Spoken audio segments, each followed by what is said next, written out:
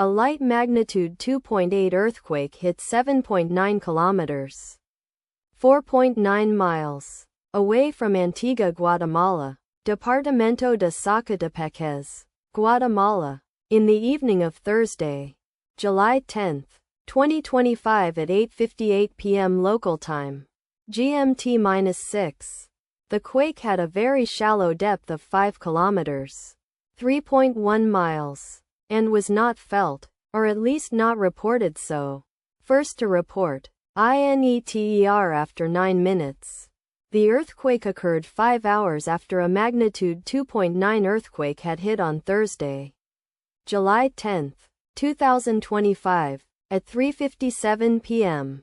GMT-6 local time, in 7 kilometers, 4.4 miles, distance to the south. Data source from Volcano Discovery. Did you feel it?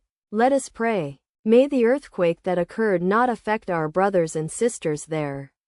May the earthquake not happen again. And may God protect everyone. Amen.